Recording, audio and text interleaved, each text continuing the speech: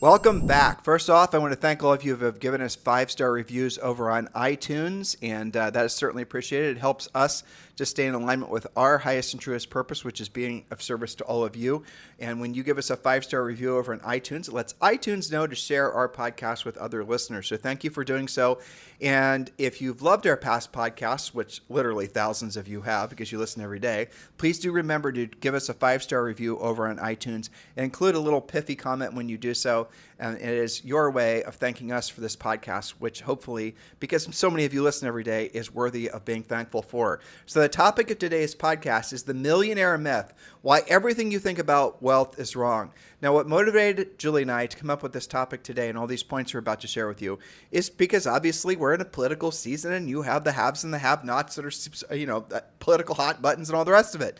And so what's really important is that you understand clearly what money is for, what money is not for, what essentially wealth is, what wealth isn't, and really remove the ego and the political rhetoric from all of it. And you're going to feel, I think, a sense of clarity and almost a sense of relief that really it's not that complicated in terms of wealth accumulation and why some people do and some people choose not to. So what we're going to do again is we're going to give you some myths today, so stay along with us. And by the way, a lot of you are going to want these points, and these are great points if you wanted to share them on Instagram or share them if you're doing presentations to your office, to your team.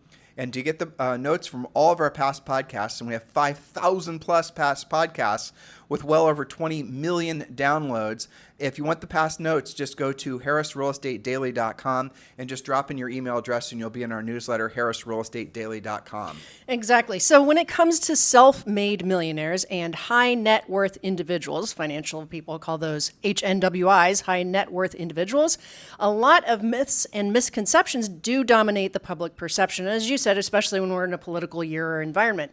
From how they accumulate wealth to whether money can truly buy happiness, many of these assumptions are simply not true. Let's break down some of the most common myths about the wealthy using real data to separate fact from fiction. Let me tell them a story first, okay? Sure. All right, so I was raised in a family where people, I'm not going to say it was necessarily left-leaning, but definitely my father in particular stance towards people with money, in retrospect now, I will definitely say was left-leaning. I'll explain to you guys how that manifested. So my nephew Ethan was telling me a story once where him and his dad, my brother John, were standing on a street corner, and I think it was somewhere in Seattle. And some guy in a very expensive car drove by and parked and got out, the whole thing. And Ethan and John, this is Ethan telling me the story. And this happened to Ethan when he was a little boy, right? So Ethan was telling me the story, and he said, my brother's comment to Ethan was, I wonder how many people that guy had to rip off in order to pay for that car. And that thought stayed with Ethan for a long period of time until he got to know Julie and I when he was older and realized that mindset about money was something that wasn't going to work for him in any way whatsoever. Why am I sharing that? Because all of us, unless you were raised with money, frankly, this is not a plague that people that were raised with money generally have. But if you were raised normal, like normal middle class, normal person, Like most people, right? You probably have a lot of misinformation about money and about rich people. And so these points are designed to help really clear the air. And so the first one, Julie. The first one is myth number 1, more money does not make you happier. Well, here's the fact. More money does lead to greater happiness, especially by improving life quality and reducing stress.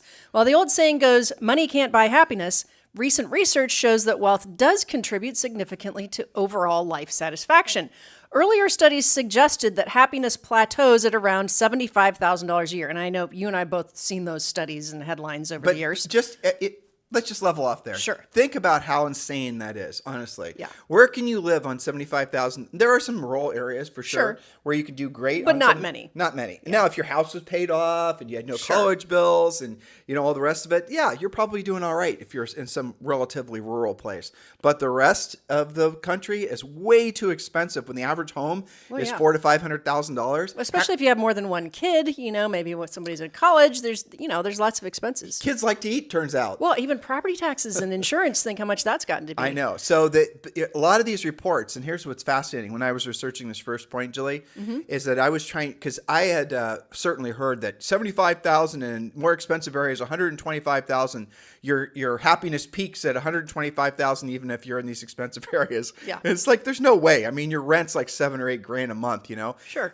You're still clipping coupons and flying cheap. So what I did when I was writing this point is I actually had to do some research on who was writing these reports and who was doing these studies. And all of them were politically motivated. And I didn't spend any more time trying to figure out what their motivation was to try to essentially convince people that they're happy not making really any more than 75,000. I have no idea what their justification for that was, but it was motivated, biased research. And then it turns out I was right, because the more I started to dig, the more I found information that was essentially proves that those are initial reports that had been floating around for 15, 20 years were completely biased and were written for political reasons, which, again, I'm not really clear on. Dear listener, if you know what they are, maybe put it in the comments over on YouTube or Instagram or something. So educate me on what the benefit to a political party would be, convincing people that they don't have to earn a lot of money.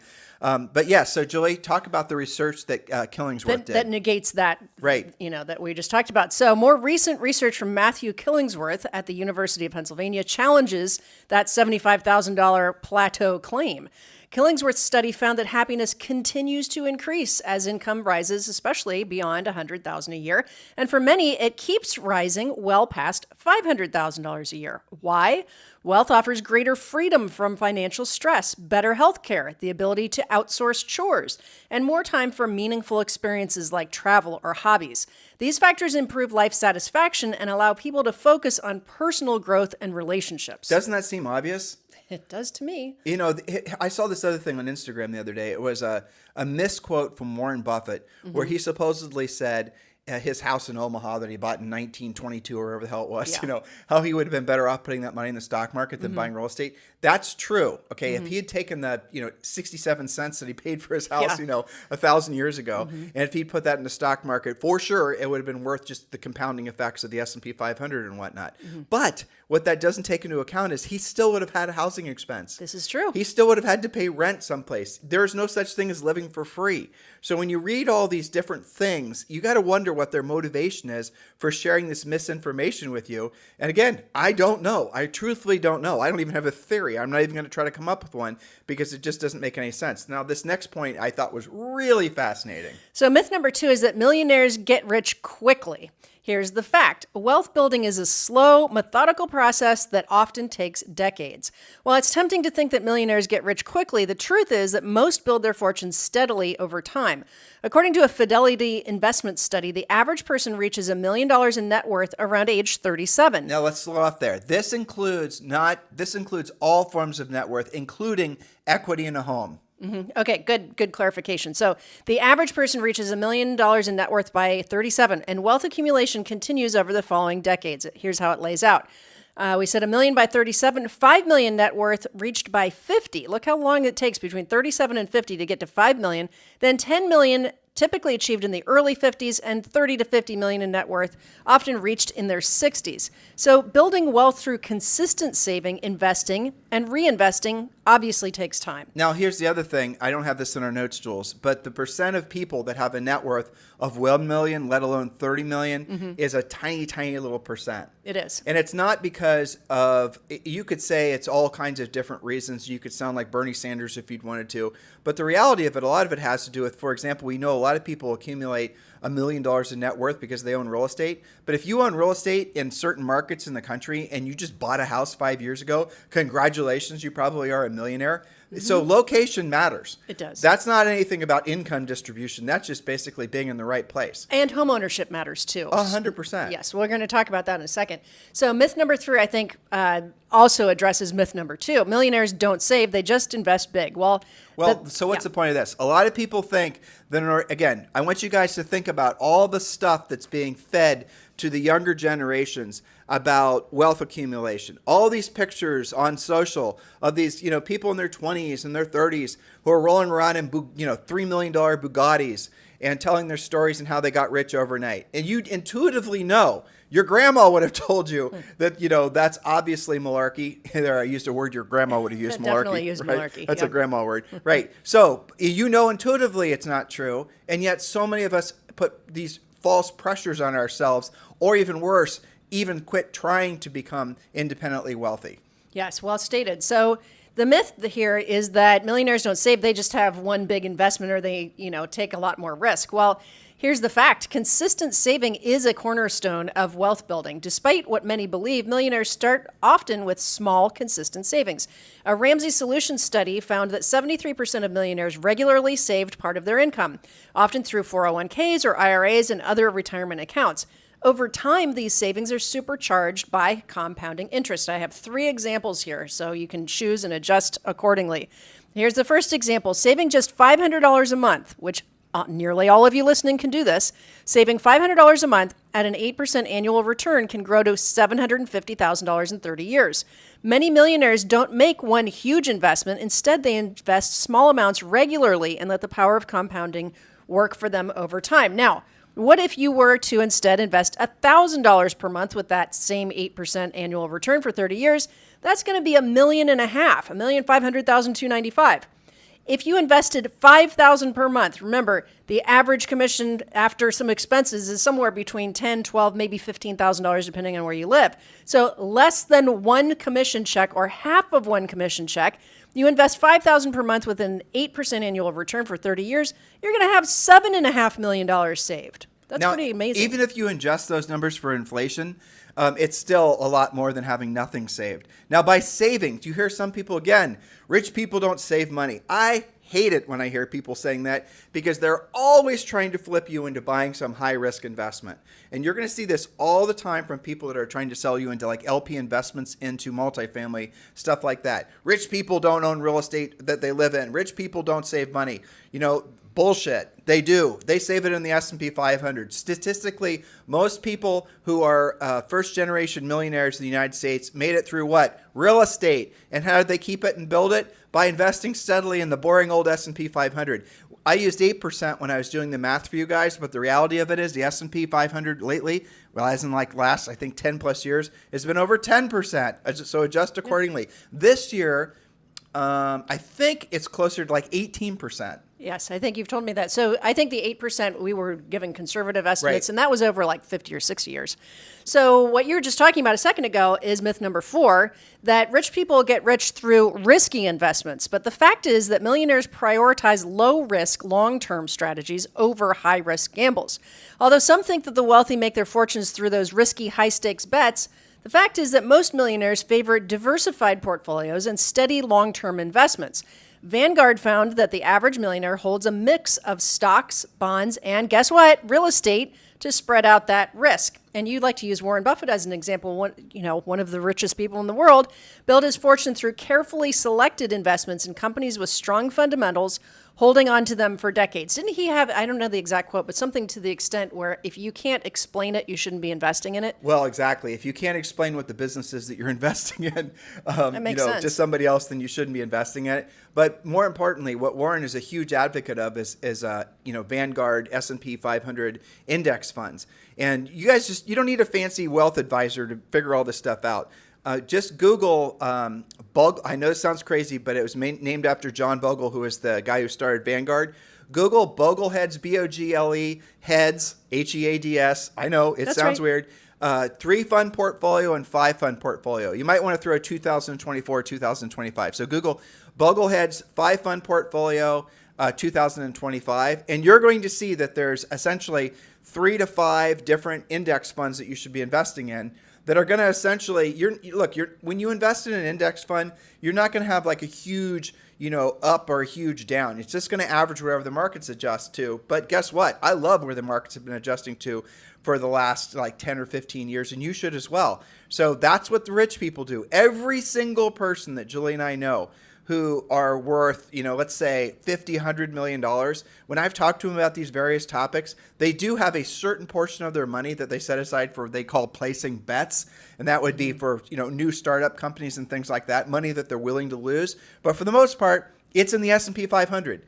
because it gives you a very consistent return on predictable. investment. Exactly. Myth number 5, millionaires don't track their spending. They just show up in our Maze and Bugatti and Ferrari and Throw just the money around. Exactly. But the fact is that millionaires are meticulous about budgeting and tracking their expenses. Millionaires keep close tabs on their spending. According to Tom Corley, author of Rich Habits, 93% of millionaires carefully track their expenses. This habit helps them to save more, spend wisely, and invest more over time. I would add, especially considering how many awesome apps and websites there are to be able to do that. We use Monarch, for example. Yeah, you guys check out Monarch. We don't have any business relationship with them, but we've used a bunch of them, and I compare them probably, I don't know, once a quarter. And Monarch is the easiest to use. It attaches to all your different accounts. It's that's called a net worth tracker, but really it's an expenses tracker. Like I found something this morning that was on, like it'll give you a report of all the charges that are happening on all your different credit card accounts, all the sources of income, if you got paid dividends, if the money was then reinvested, all the whole things. All of it is completely transparent. It's a beautiful app. Definitely suggest you guys use Monarch. And Monarch, if you're listening and you'd like to sponsor this podcast, Please do. You know what to do. That's exactly right. But the point of bringing that up is that there's really no excuse but to track your money, even if you're not yet a millionaire. Well, it gives you a sense of calm, too. I mean, really it does. Yeah. You end the fear of the unknown and hiding out from what's probably going on financially. You remove the emotion from money. Exactly. Because the Monarch will tell, and this is a great, assuming you're married, let's assume you're married and you are wanting to, be on the same page with your spouse, your partner with regards to finances. Monarch's a great way to do it because it's disinterested in emotions. It's just going to tell you the facts. Yeah, it's pretty awesome. Okay, myth number 6. Millionaires only make money through high-paying jobs. Or you might say, I'm not going to be able to be a millionaire unless I have a high-paying job. Well, the fact is that many millionaires are self-employed or business owners just like you, listeners. While high-paying jobs do help, many millionaires create their wealth through entrepreneurship. James Stanley's research found that 2/3 of millionaires are either self-employed or own their own businesses. Business ownership allows them to build multiple income streams. Sounds familiar. Yes, it does, and reinvest profits for growth. Now, here's the reason I put that point in there. Because you are falling prey to believing that people who have a lot of money have basically won the lottery in some form or another or had a liquidity event. They got invested in the right IPO. They had a home run on some, easy button thing that turned out it worked out. That's not at all true. A lot of them are small business owners like all of you, dear listener. And what they're doing is they're squirreling away a portion of the money that they make off the top of every commission check that they make. And then they reinvest that in the S&P 500 and other things that are going to make them money. What your business is, what your real estate practice is, in essence, assuming you're making profit, it's an ATM machine. And with that money, reinvest that in things that are not dependent on your labor. And that, again, I love the S&P. Julie loves the S&P, but I'll tell you another standalone stock. Costco is a home run. Look into things like that. Do your own homework on this. Be your own wealth advisor. Don't be intimidated by all this. It's actually very simple and very intuitive. Be careful when you're talking to quote unquote wealth advisors. Find out, here's the way you could here's a litmus test for your wealth advisor who you're getting financial information from. Ask if they're trying to sell you anything. Find out what they're trying to sell you, because a lot of time it's going to be insurance products. It's going to be things that are very risky that pay them massive amounts of commission. If they're trying to sell you anything, there's a 99.9% chance that you don't want to do business with them, because they know statistically that the S&P 500 is going to beat whatever the hell over time that they're trying to pitch to you. So just do that. There you go. Well said. All right. Myth number 7, that millionaires got there alone. But the fact is, millionaires often leverage mentorship and networking to grow their wealth. Wealth is not accumulated in isolation. Building a strong network of mentors and peers helps open doors to new opportunities, insights, and knowledge that accelerate wealth building. Many successful people, like Richard Branson, for example, credit much of their success to the people they surrounded themselves with. Why did I put that point in there? Because it's not about necessarily looking for new businesses to invest in when you're in the real estate industry. It's about making sure the money you're spending money on, the money you're quote unquote investing into your business is actually worth doing, or whether or not just basically depleting profit that could have otherwise gone to investing in the S&P 500 and things like that. And a lot of our coaching clients, especially the higher end coaching clients that Julie has, that's what we're doing. We're helping them set up their financial plan.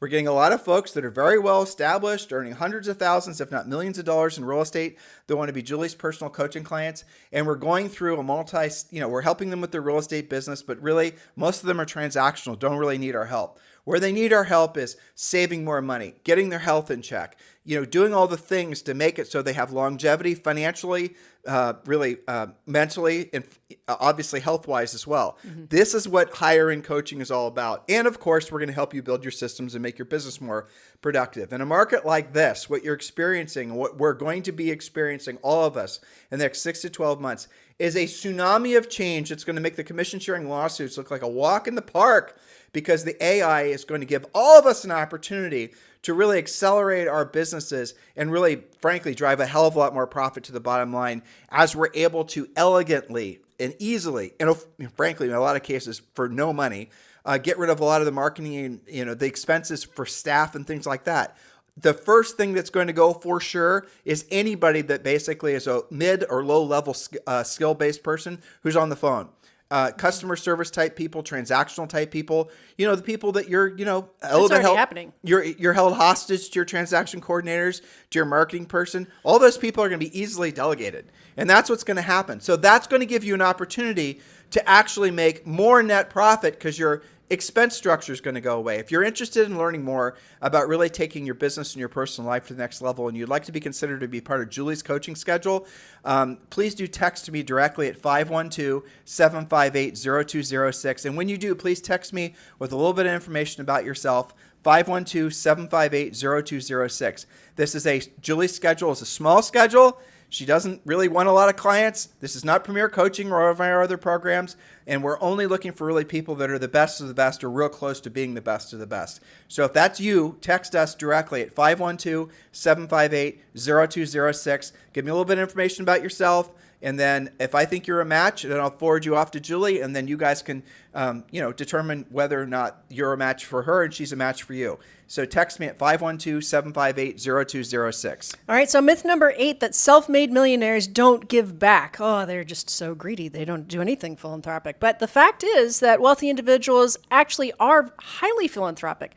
Many millionaires and billionaires are major contributors to charitable causes. The National Philanthropic Trust found that high net worth individuals donate a much larger percentage of their income to charity than the average person. The Giving Pledge, which was started by both Bill Gates and Warren Buffett, encourages billionaires to donate the majority of their wealth to charity. So yes, they are philanthropic. Now, myth number 9, I think is fascinating. This one's the big one. This is where I spent probably 2 or 3 hours researching this one point, okay? Yep. Now, this next one is political, if you want to read it that way, but it wasn't intended that way. It's factual, though. It's factual. And myth number 9, which is the most important myth, millionaires don't pay their fair share. Oh, sorry. The mother of all myths. I said it in a snarky way. You were. I was channeling my inner Zoe. Millionaires don't pay taxes. Myth number 9. Okay, so here's the fact. Millionaires pay a substantial portion of all taxes in the U.S. Contrary to the myth that the wealthy avoid taxes, the top 1% of earners, many of whom are millionaires, pay nearly 40% of all federal income taxes, according to the Tax Foundation. As wealth grows, so does the tax burden. Here's how the numbers break down at various net worth stages, focusing on a state like Ohio. Now, here's what I did. So I researched. I wanted to know, somebody who has $1 million net worth, remember this is someone who's in their late 30s, how much money do they earn per year? And realistically, for them to get, they've been on the job for, let's say, for maybe 10 years or longer, and they've been, paying their bills, paying their taxes. I wanted to know approximately how much taxes had they paid to the point where they had a net worth of $1 million. And they probably had the net worth of $1 million, most certainly just because they lived in an area where real estate appreciated rapidly. That's right. And so we're going to go through 4 examples that use the same criteria: the income, the taxes paid yearly, and then the cumulative taxes paid by age, wherever for each example. So $1 million in net worth. Typical income is around $150,000 to $300,000 annually. The taxes paid per year in combined federal, state, and local are between $50,000 and $95,000 per year. Okay? The cumulative taxes for somebody in that income bracket with $1 million net worth, paid by age 37, around $250,000 to $350,000 cumulatively paid in taxes. So in their working careers, that means they would have paid $250,000 to $350,000 in taxes. and they're paying on average of $50,000 to $95,000 per year in taxes, and their average income is $150,000 to $300,000 annually.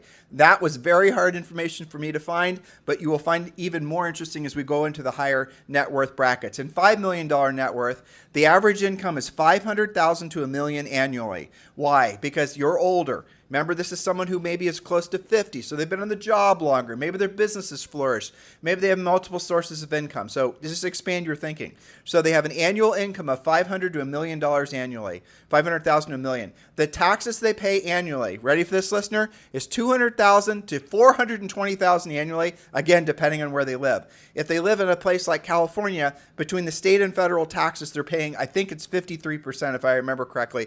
I didn't put any of the different state information in there because people would have said I was being political, and I'm not trying to. The total cumulative taxes that someone would have paid by the time they hit 50 is $1.5 million to $2.5 million. That's their lifetime taxes they would have paid by the time they were 50 is $1.5 million to $2.5 million, and that's for someone with a net worth of $5 million.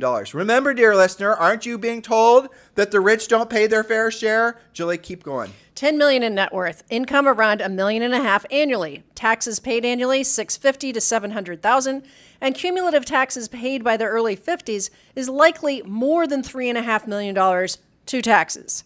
All right, so what if you're in the $50 million net worth category? Income is likely around $5 million annually, taxes paid around $2 million annually, and cumulative taxes paid by the age of 60, because again, to your point, they're older, that's taken a while to get to that kind of net worth, $10 to $15 million contributed in taxes. Now, how many of you, and I was this way too, by the way, how many of you thought the rich don't pay their fair share, wherever the hell that means? Is that not your fair share? Did I not just rattle off some really huge numbers just now? Seems to me those are not small numbers. Okay, so how many of you believe that the rich don't pay their fair share? How many of you believe that the rich use all these taxes and all these trusts and all these fancy, all these cheats, right? Hacks to basically get out of paying taxes. It's not true. And this information I found, by the way, was reported by the government. I told you, these reports are all publicly available, but they've been politicized to create dissension in our society between the rich and the poor, because if you consider yourself poor, then you're obviously going to believe that you had your opportunity stolen from you by the rich, and then you're going to most likely vote for somebody who says they're going to try to even the level of playing field for you. Yes, that's right. So let's button this up with the final summary thought here. And this is huge. Yes, the typical American household making around $70,000 annually pays about $7,000 to $8,400 in taxes annually, which totals about $210,000 to $250,000 over 30 years. This means that by the time someone reaches $50 million in net worth, they've paid 60 to 70 times the taxes of the average household. Additionally, it's important to note that about 8 to 9% of U.S. households, or roughly 11.6 million households, have a net worth of $1 million or more as of 2022. This illustrates that while millionaires represent a small portion of the population, they contribute a disproportionately large share of the country's tax revenue. Again, these are facts. This is not speculation. These are not sound bites. We're facting you. Now, why is this important? Because you may have been led to believe that rich people are somehow evil. After all, they don't pay taxes. After all, they don't, donate anything to charities. After all, right? But now we're giving you the facts. And here's the ultimate relief valve for all of this. Here's a simple definition of rich. It's merely where your money works for you and you no longer have to work for your money. In other words, the quest that all of us are on, if you really drill down and ask yourself why you're, building your business, why you're doing the things professionally you're doing, because you have to, right? You got bills to pay. But ultimately, what do you want? You want a sense of freedom. Freedom from what? And so where you get into this, where it really gets fascinating, is if you were rich, where you no longer had to work for money, and your money was working for you, if you had enough money coming in passively every single month, that you didn't have to work anymore. Are you following me here? And you can't accomplish that in your lifetime, even if you're, older, okay? Would you vote the same way? Would you live in the same community? Would you spend your time on this planet doing the same thing if you no longer had to work for money? How many of you would? Some of you would, I'm sure Julie and I still do what we love to do. I love doing this podcast with Julie and some of the other things we do professionally. We don't have to. We still choose to. But we don't live in Central Ohio anymore. So how many of you would basically dress the same, live the same? I'm not saying you're going to go out and buy a new Bugatti. I'm not saying you're going to move to Monaco and blow all your money and all of a sudden you're going to become some sort of, no, most of you are just simply going to embrace that you're feeling free, where your money works for you and you no longer have to work for your money. Don't believe you can't accomplish it. And anytime anybody tells you that you can't accomplish it or tells you somehow the opportunity isn't there for you to do it, I want you to remember the notes from today's podcast. It's about earning money consistently, investing money consistently, and using the eighth wonder of the world, as Warren Buffett calls it, which is compounding interest. Exactly. And all of you listening can follow the path to becoming a millionaire if you're not already. I'm sure some of our listeners are. But it's not quick or easy. It requires consistent saving, smart investing, and careful money management over many years. Again, which all of you listening can do. The myths surrounding millionaires, from their supposed avoidance of taxes to how quickly they get rich, don't reflect reality. Wealth brings freedom and happiness, but it also comes with a substantial tax burden and a long journey of discipline and patience. By adopting these habits, anyone can start building wealth. Just remember, it's a marathon, not a sprint. So I challenge all of our listeners, what are you going to do with this information?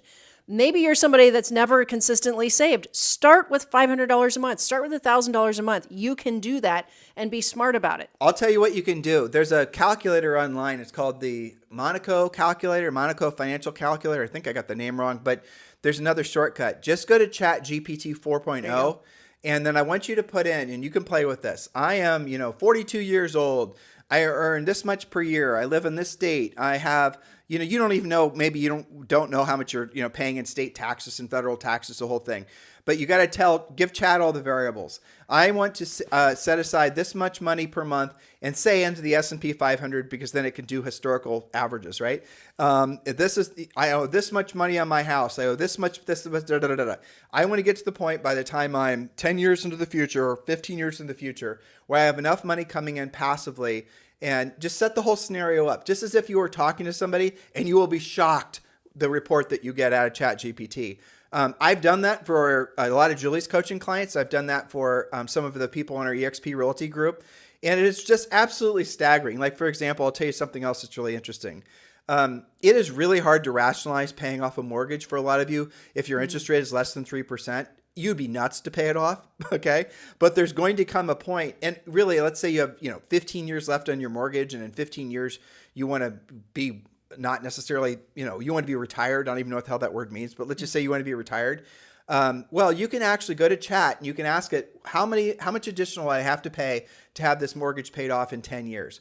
And then I want you to ask the secondary question, how much more money would I have if I, instead of paying this mortgage off in advance, put it into the S&P 500 over the same 10-year time frame? And having done this for probably 14 people so far, I'll tell you what the answer is.